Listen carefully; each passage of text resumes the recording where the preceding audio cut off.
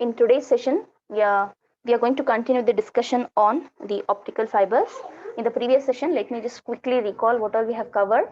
We have seen the concept of cutoff wavelength, that is lambda c, and some numerical also we have seen how to find the cutoff wavelength. Then important parameter MFD, mode field diameter and spot size. Okay.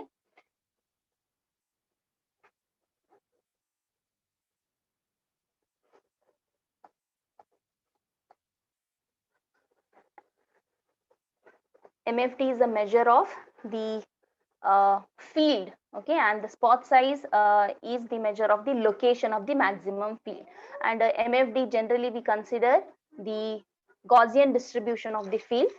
Considering that, we will check what is MFD. MFD is the it is 2 times the spot size, and spot size is indicated by omega naught. Then we have seen what is effective refractive index. Effective refractive index, as the optical fiber is having, it is made up of two different structures, core and cladding, okay, in concentric cylinders. So both materials are having different refractive indices, because of which we need to consider what is the effective refractive index observed by the wave when it propagates through the fiber.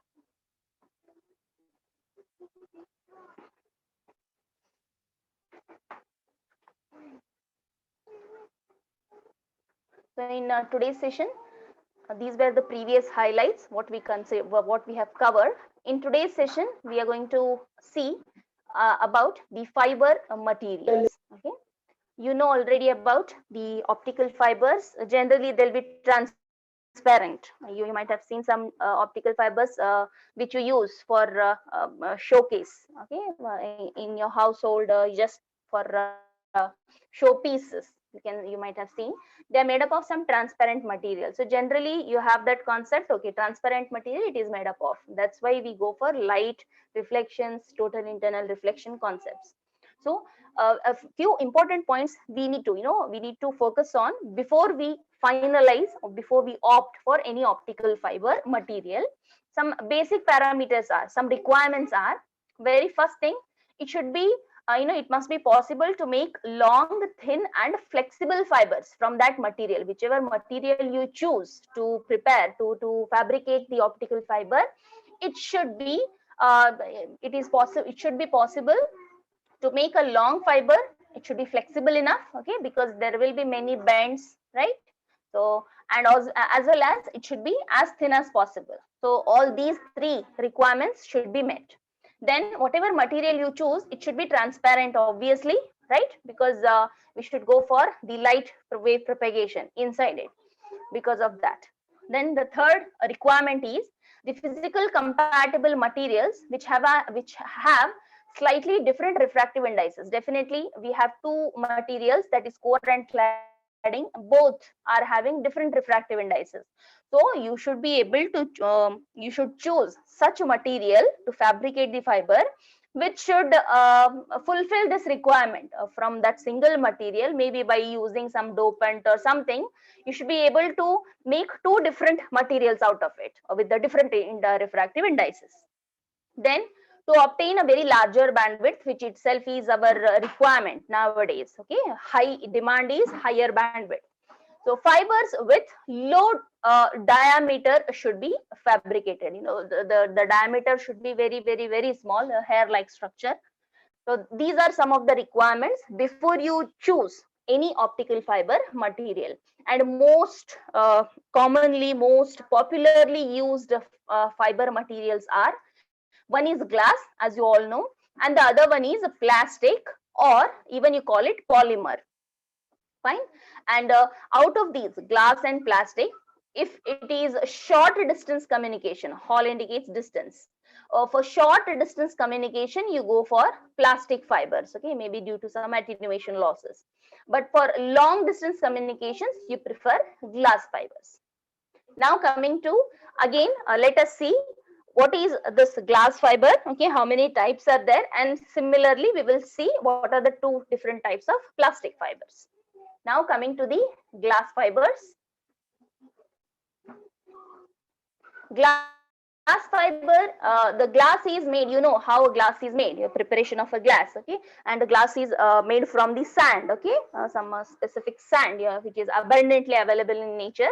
So glass is made by fusing the mixtures of metal oxides, sulfides, or selenites.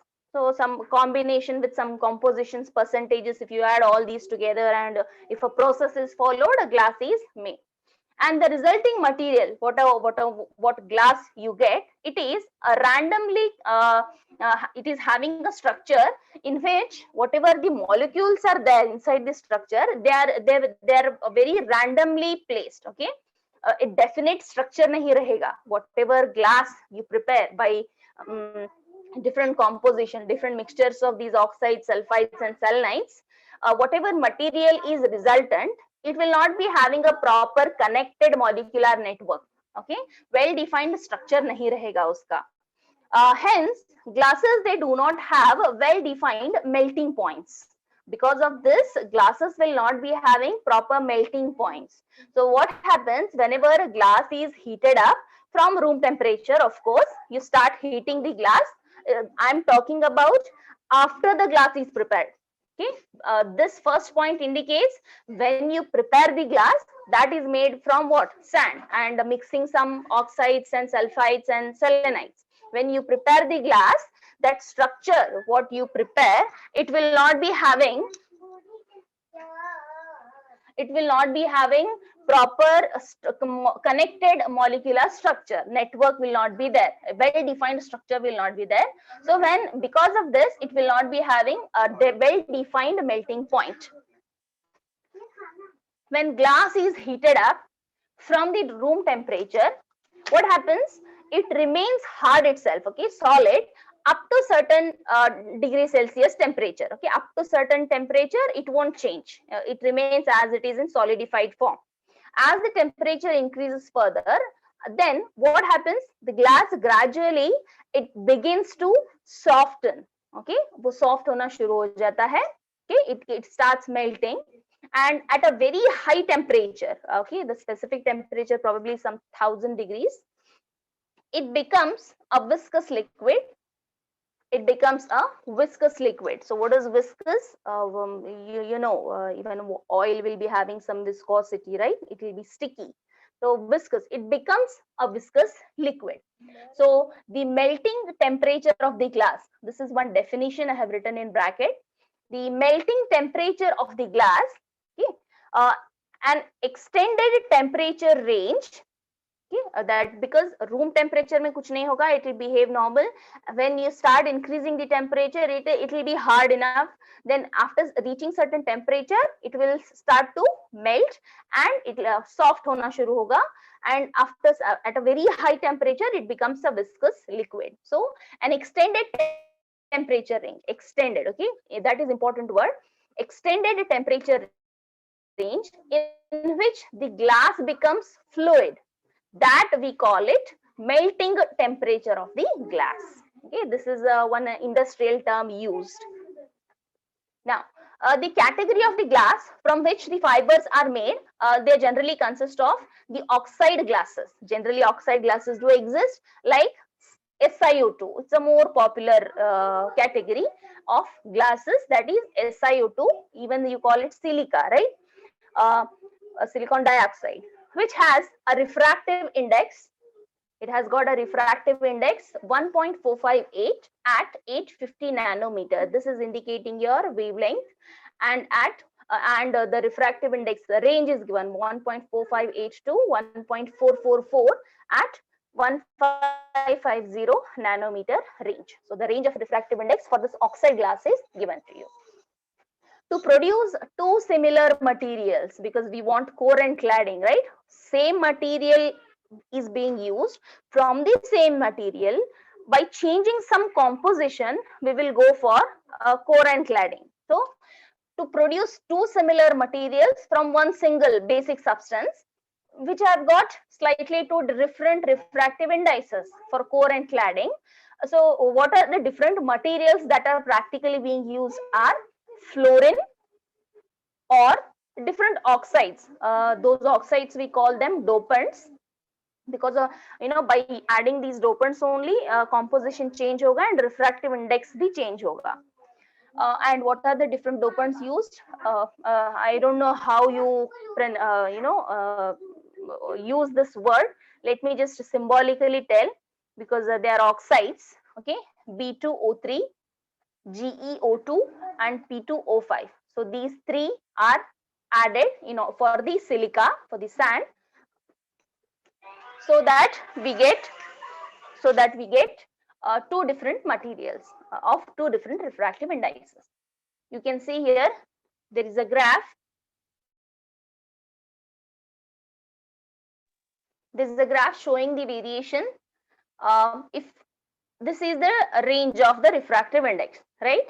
And if you use different dopants, see what is happening here. Addition of you forget about aluminum, Al2O3. Okay, I have not specified that, but considering these four things, 1, 2, 3, and 4, which I have already specified in the statement. Okay, either you can go for fluorine or B2O3, GeO2, germanium oxide, dioxide, P2O5. Okay, phosphorus probably, and B2 is what? Is it bromine? B2O3. So these four elements, you can see the curve. This indicates actually the variation, how the refractive index can be varied. Addition of GeO2 and P2O5. I'm talking about these two curves. Okay, if you take this as a reference, now what is happening? If you take GeO2 and P2O5, if you add these dopants, okay, in the silica, it will increase the refractive index. Curve thoda upar ja raha hai. Okay, the curve is increasing, so refractive index will increase. So this increased refractive index, probably you can go for core material, क्योंकि core का refractive index ज्यादा रहेगा. Whereas the doping of the silica with the fluorine, this third one, okay, and fourth one, B2O3. If you see, the curve is below, that is decreasing curve. So refractive index is decreasing with this. So you can use these two materials for cladding, so that cladding ka refractive index kam hoga and core ka zyada rahega. Okay, so with this graph, we can just have some compositions. Okay, since cladding is having slightly lesser refractive index compared to the core, so compositions, possible compositions are, as I told you, increasing refractive index, GeO2 and P2O5, we can use for core. See, these two I have used for with doping with SiO2. Basic material will be same. So this we can go for core. And fluorine and B2O3. These two we can go for cladding. See, SiO2, B2O3, and one more fluorine. Have I mentioned anywhere? Okay, I forgot, I guess. I have not used it for cladding, right? So only B2O3 I have specified. Fluorine I have not here shown. Okay. There is one more composition you can see.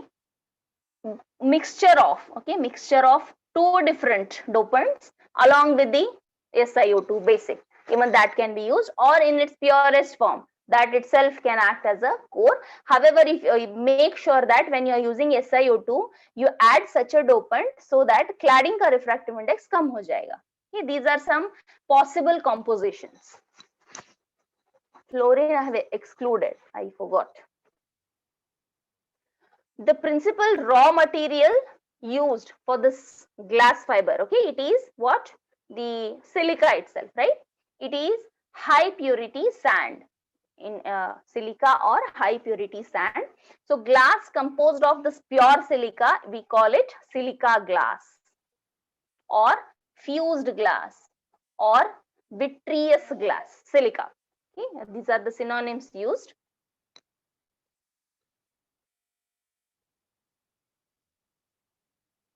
Okay, I think boric oxide, fine, thank you. B2O3 is boric oxide, fine. Bromine is Br, I guess, right. Thank you. Then coming to another type of glass, we are now into talking about the glass fibers. In that, we are going to study two types. One is halide, one more is that active glass fibers. So two types basically we will see here. Halides, I think you know what are halogens. Yeah, try to remember the periodic table structure, you'll get it. The fluoride glasses, okay, which are discovered in 1975, they belong to, I should take double L, it is not single, it should be double L, halide. Double L, that is belong to halide glass family, in which anions, okay, there are two types of ions, right, anions and cations. So cations are positive, anions are negative. Anions, they are from the elements, they form the elements in the group 7 material, okay, group 7 of the periodic table. Their example is fluoride, bromine, iodine. So I hope you etc have added. So periodic table, the table group 7 elements. The heavy metal fluoride glass, it was the most commonly used material for fabricating the optical fibers. It uses ZRF. This is your fluoride. ZR, you try to check what is that material as the main component. Okay. Example of the fluoride glass material is, which is practically being used, ZBLAN. Its components are ZrF4, BaF2, LaF3, AlF3, NaF3. So I know this is sodium, this is aluminum. So what is this? What is this? And this is this. So please try to recall the periodic table. So we are now into the chemistry part. These fibers, they have very low loss, very important, because that is one of the major requirement, right, for the long distance communications. हमको losses, attenuations कम होने चाहिए. That is the main requirement, so which glass fibers are fulfilling. 0.1 to 0.001 dB per kilometer. But the fabrication of this is bit difficult. So what difficulty it is not mentioned, but just in generally it is specified, it is difficult. Now coming to the another type of glass fibers, one is halide, the other one is active glass fibers. So active, जैसे halide में हमने group 7 elements को use किया. In active glass fibers, we go for rare earth elements. Okay, they are not abundantly available. They are rare earth elements. In periodic table, you can check the atomic numbers from 57 to 71. They are the rare earth elements. So in incorporating these rare earth elements, okay, those elements, it is left to you to identify which are those, into a normally passive glass. जो हम normally glass बनाते हैं, उसमें अगर हम इन चीजों को डाल दें, okay, doping I'm talking about, they give a resultant material, and this material will have new optical and magnetic properties. See, just the plain whatever passive glass which you use normally, if you incorporate these rare earth elements into that, you will create one material, and that material will have new optical and magnetic properties. These properties allow the material, it's very important, okay, probably आपने सुना नहीं होगा कहीं पे, these new properties, और जो भी वो gain होता है, the new material will gain, it will allow the material to perform the amplification, very rare, to perform the amplification, attenuation and phase retardation on the light, whichever light passes through it. So very important property it will gain if you simply add these rare earth elements to a normal glass. Fine. Amplification, attenuation and phase retardation on the light. Okay. So doping can be carried out for the silica and halide glasses, you know already. Two commonly used doping materials are here erbium and neodymium. Neodymium. So for optical lasers, I'm talking about, to avoid clustering effects. To avoid clustering effects, ionic concentration of these rare earth elements, they are low, of the order 0.005 to 0.05 mole per percent. by inspecting, just by looking at the fluorescence spectrum and the absorption spectrum of these materials जो भी नए produce होंगे, by just incorporating the rare earth elements with the normal glass, जो भी resultant material आएगा, if you observe their spectrum, okay, absorption spectrum and fluorescence spectrum, which will give you the information about the intensity. Rare earth elements, that's what I'm asking you. Rare earth elements, there are atomic number. Try to check the periodic table. Okay, Akshay has asked what are these rare earth elements. Check the periodic table. Atomic numbers 57 to 71. Okay, जो भी ये हैं elements, they are rare earth elements. Okay, so I'm talking about the spectrum of these newly created materials. We can use this as an optical source which will emit absorption wavelength, which will emit the light at an absorption wavelength to excite the electrons to higher energy levels in rare earth dopants. Okay, when these electrons, they return to their normal energy levels, they radiate the light. Obviously they will lose. Okay, they radiate the light at the fluorescent wavelengths. So I have spoken about in generally what are the requirements of when you choose any material to fabricate the optical fiber. Some 3 to 4 requirements are there. Diameter should be small, it should support 2 different materials. Whatever we construct the fiber, it should have it should support long communication, it should be transparent. Many requirements are there. So generally we go for glass fibers or polymer plastic fibers. In glass fibers, we are having 2 types. One is, we have discussed, halide glass fibers, which are group 7 elements of the periodic table. Then coming to this next one, active glass fibers, they are from rare earth elements, atomic number 57 to 71. Okay, try to find out which are these elements, 57 to 71. How many? Some 20 plus elements you find it. Okay. Now coming to the next category, that is plastic optical fibers. Plastic, generally I think in chemistry you use the word term polymer, right? Now the growing demand for delivering high speed services, right? Now everyone wants high speed data directly to the workstation. It has led the fiber developers, so obviously Ambanis are working on this, to create higher bandwidth graded index polymer optical fibers, that is plastic fibers. In short, polymer fibers or plastic fibers, they are called POF, okay, for use in customer premises. Nowadays I think even you're watching these geo fiber cables being laid in even colonies maybe are there. Okay, someone has put here, Akshay. Okay, please pronounce it. Hope, can you just, yes, everyone can read this, I guess. In the chat box, he has put some elements, 57, La, Ce, that is cerium, Pr, Nd, neodymium. Okay, some are there. You can just go through these. Very good. Thank you so much, Akshay. Okay, I was talking about the polymer plastic fibers.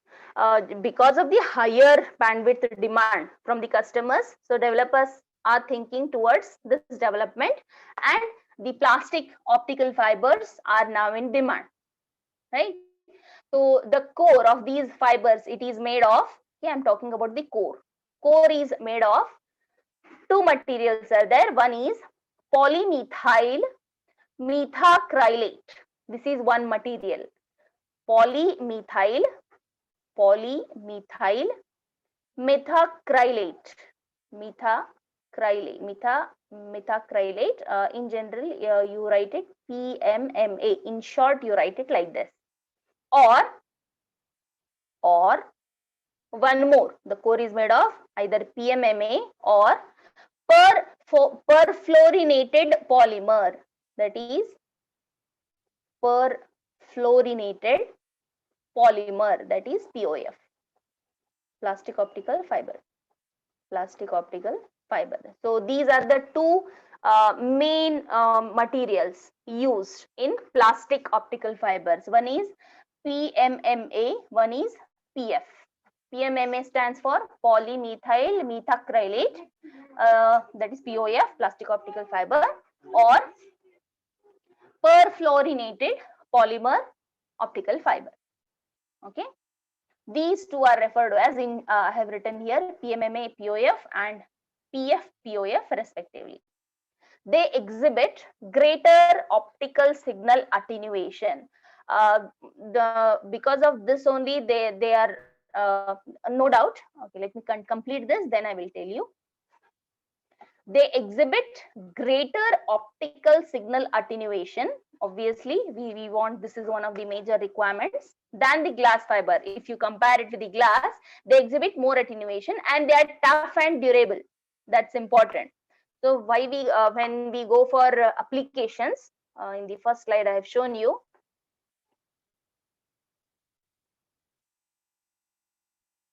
when we go for plastic fibers for short distance communications we use. Okay.